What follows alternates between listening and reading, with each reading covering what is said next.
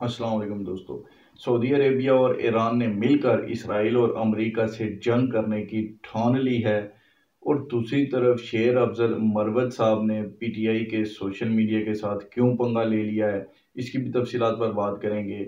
और पाकिस्तान के क्रेडिबल सहाफ़ियों ने एक सियासी कल्ट के साथ ऐलान जंग कर दिया है, उनको भरपूर जवाबात दिए जा रहे हैं उनकी ज़ुबान में। इसकी भी तफसीलात पर बात करेंगे, लेकिन व्लॉग के आगाज़ से पहले आपसे रिक्वेस्ट है कि चैनल को सब्सक्राइब कीजिएगा और बेल आइकन ज़रूर प्रेस कीजिएगा। सबसे पहले बात कर लेते हैं जी मेरी पसंदीदा शख्सियत जनाब शेर अफजल मरवत साहब की।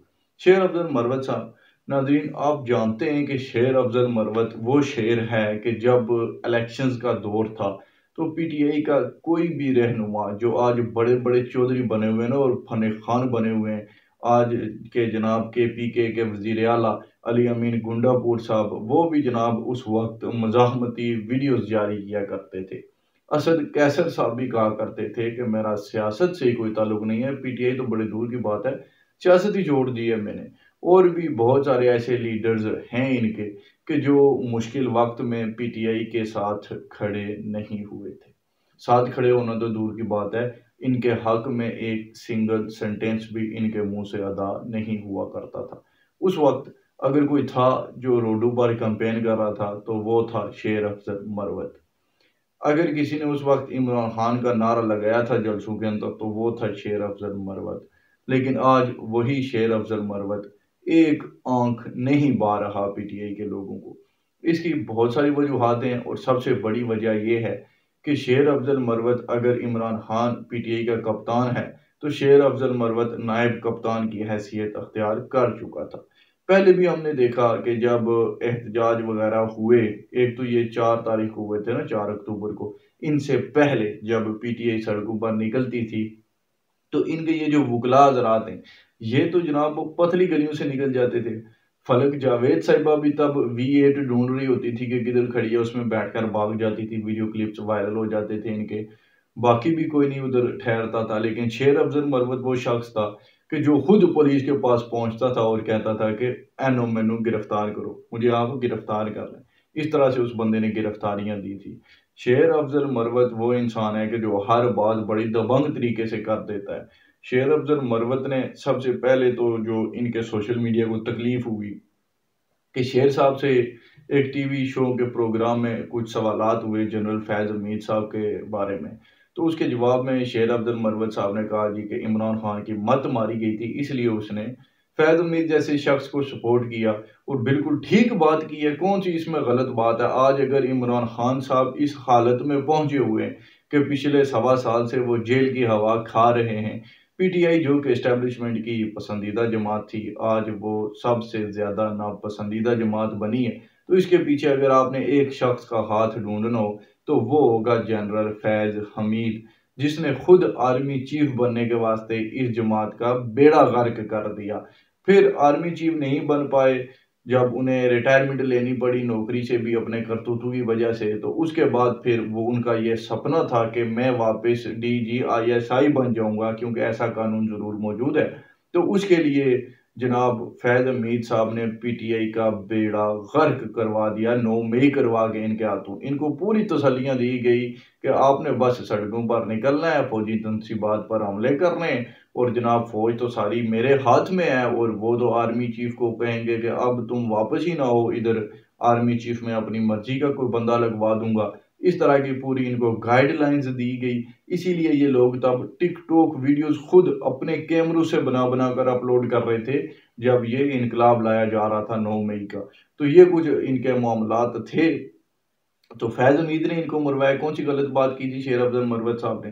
फिर अब शेर अफजल मरवत साहब ने ये कहा कि इमरान खान साहब के खिलाफ जो इद्दत में निकाह का केस बना है वो भी हमारे सोशल मीडिया हैंडलर्स की वजह से बना है, क्योंकि इन्होंने जर्नैलों की तजलील की सोशल मीडिया के ऊपर, जिसके जवाब में फिर इमरान खान साहब की भी तजलील की जा रही है। तो कौन सी गलत बात की है उन्होंने, जिब्रान नासर अमेरिका में बैठकर सोशल मीडिया हैंडलर्स को गाइडलाइन जारी कर देता है और इधर जनाब वही कुछ करना ये भी शुरू कर देते हैं, तो फिर नताइज तो होंगे। ये बातें तो और भी पीटीआई के लोगों ने ढके छुपे अल्फाज में ज़रूर की हुई है माजी करीब के अंदर, कि जी बात यह है कि ये सोशल मीडिया पर ये जंग करते हैं बाहर बैठकर और सज़ा यहाँ पर पीटीआई के लोगों को भुगतनी पड़ती है। गालिबन फवाद चौधरी साहब ने भी इस तरह का कोई बयान दिया था और उसके बाद उनकी वाइफ हिबा फवाद को टारगेट किया गया सोशल मीडिया की जानिब से, सबसे खास करके फलक जावेद साहिबा की जानिब से।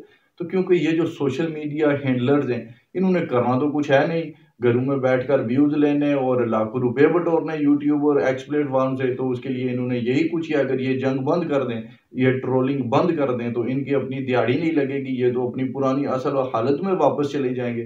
तो बाकी इमरान खान को सज़ा मिलती है या जो मर्जी होता है उससे इन लोगों को क्या गर्ज है, क्या लेना देना है जी, अपना काम चलना चाहिए, बाकी जाए बाढ़ में।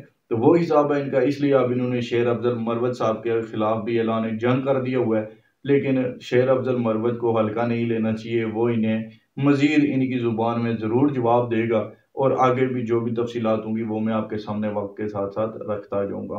अब ज़रा बात कर लेते हैं जी सहाफ़ियों की। पिछले दिनों में आपने देखा होगा कि आसमा शराजी साहिबा को मोहित पीरजादा साहब ने कुछ बातें की, जिसके जवाब में आसमा शराजी साहिबा ने वो मोहित पीरजादा साहब के वो भी करतूत सामने रख दिए कि वो भी एक वक्त था कि दुबई के अंदर मोहित पीरजादा साहब ने अपने वालिद डॉक्टर पीरजादा से मरे हुए उस वालिद से अंगूठे लगवाने की कोशिश की अपनी जायदादों के ऊपर, और दुबई वालों ने इनको फड़ लिया वहाँ पर और फिर पाकिस्तान की फौज ने मुदाखलत की और उनकी सिफारिश से मोहित पीरजादा साहब को वहाँ से छुड़वाया गया, वरना इनका मक्कू तब ही दुबई ने ठप देना था। तो उन्होंने कहा जी कि इस तरह का जिस बंदे का करैक्टर है वो भी लोगों पर तनकीद करेगा, तो मोहित पीरजादा को उसकी ज़ुबान में जवाब दिया गया है। इसी तरह आज उमर चीमा साहब के भी मैं एक्स प्लेटफॉर्म पर रिप्लाईज देख रहा था, तो वो भी बहुत सारे लोगों को इनकी ज़ुबान में ही जवाब देते आ रहे हैं। एजाज सैयद साहब के खिलाफ भी घटिया किस्म की कंपेन चलाई गई, तो उन्होंने भी उसका भरपूर जवाब दिया था। उमर चीमा साहब के खिलाफ भी पिछले दिनों में कंपेन चलाई गई थी, तो उसका भी जवाब इनको मिला था। तो अब ये हम देख रहे हैं कि एक हिकमत अमली चेंज हुई है कि जो हमारे सहाफ़ी हज़रात पहले ये करके इग्नोर कर दिया करते थे जी कि कीचड़ में पत्थर मारे तो छींटे खुद पर ही पड़ते हैं, तो लिहाजा इन चीज़ों को इग्नोर कर दिया जाए। अब उनको भी इस बात का एहसास हो चला है कि इस तरह से काम नहीं बनेगा, आखिर आपको इन चीज़ों को फेस करना पड़ेगा। जो आप पर घटिया इल्ज़ाम लगाएगा उसको आप उसकी ज़ुबान में जवाब देना शुरू करेंगे, तभी लोगों ने पीछे हटना है, वरना आप कुछ भी कर लें इन लोगों ने पीछे कोई नहीं हटना। इन्होंने अगर आप खामोश रहेंगे तो जो अहमक लोग होते हैं वो आपकी खामोशी को आपकी कमज़ोरी समझ लेते हैं और आखिर आपको जवाब देने ही पड़ जाते हैं। तो वो मामला हो चुका है। अब सोशल मीडिया पर भी अच्छा शुगल मेला अब अगले दिनों में लगा रहेगा, इस हवाले से भी मैं आपको अपडेट्स आने वाले व्लॉग्स में देता रहूँगा। अब आखिर में बात कर लेते हैं सऊदी अरब की। सऊदी अरब के जनाब क्राउन प्रिंस मोहम्मद बिन सलमान जो कि अनऑफिशियल किंग है, अख्तियारात उनके पास पूरे बादशाहों वाले हैं, बस कहने को वो क्राउन प्रिंस हैं। तो उन्होंने कल एक बयान जारी किया जिसमें उन्होंने ईरान के साथ अपने तल्लुकात को मज़ीद मुस्तहकम करने का बयान दिया है। सेकेंडली उन्होंने ये भी कहा है जी कि दुनिया इसराइल को ईरान पर हमला करने से रोके, और इस सबसे बड़ी खबर ये है कि पिछले एक हफ्ते से सऊदी अरेबिया के कुछ हाई ऑफिशल्स जो हैं उनकी आर्मी के, वो ईरान में मौजूद रहे हैं और गुज़श्ता कल वो वापस अपने मुल्क गए हैं। तो ये भी कोई हल्की बात नहीं है। असल में हो क्या रहा है, सऊदी अरेबिया को इस बात का एहसास है कि अगर ईरान को इसराइल ने टारगेट कर लिया तो ईरान के बाद अगला हदफ सऊदी अरेबिया होगा, क्योंकि ग्रेटर इसराइल जो मंसूबा है उसमें इसराइल से काम शुरू होता है, ईरान तक आता है और फिर दूसरी तरफ सऊदी अरेबिया तक चला जाता है। पूरा मिडिल ईस्ट जो है बेसिकली नील से लेकर फरात तक ये जितना भी एरिया है, इस सारे को ज्यूज अपना प्रोमिस लैंड मानते हैं और उन्होंने उसको कॉन्क्वेयर कर रहा है। तो सऊदी अरेबिया को भी अब जाके उनके भी होश ठिकाने आ रहे हैं कि आखिर ये हो क्या रहा है। जैसे ईरान पहले सोया रहा कि जंग तो फ़लस्तीन में जारी है, बस ज़बानी कलामी मज़ामतें करते रहो, लेकिन अब उसको भी पता चला है कि नहीं, ये तो लबनान तक पहुँच आए हैं और अब आगे करते करते ईरान तक भी उन्होंने पहुँचना है। तो इसी तरह से MBS को भी इस बात का एहसास हो चुका है کہ اگر ایران تک وہ پہنچیں گے تو پھر وہاں سے اگلا ٹارگٹ سعودی عربیہ ہوگا۔ اس لیے محمد بن سلمان اب امریکہ اور اسرائیل کے مکمل طور پر خلاف ہو چکے ہیں۔ محمد بن سلمان کو چائنا اور رشیا کی سپورٹ بھی حاصل ہے۔ ویسے بھی جتنا وہ پہلے امریکہ کے اوپر ڈیپینڈنٹ تھے سعودی، اب اس سے تھوڑے زیادہ جو ہیں وہ چائنا کے اوپر ہوتے چلے جا رہے ہیں۔ اور اس سب میں سب سے بری خبر عمران خان صاحب کے لیے ہے کہ اب ٹرمپ MBS کے تھرو پاکستان پر پریشر نہیں ڈلوا پائے گا، اور عمران خان صاحب کو جو ٹرمپ کے ایک فون نے چھڑوانا تھا وہ منصوبہ اب پینڈنگ ہوتا ہوا دکھائی دے رہا ہے، بلکہ آپ کینسلڈ ہی سمجھیں تو یہی مناسب ہوگا۔ اب تک کے لیے اتنا ہی تھا، ملتے ہیں اگلی ویڈیو میں۔ اپنا بہت سارا خیال رکھیے۔ اللہ حافظ اور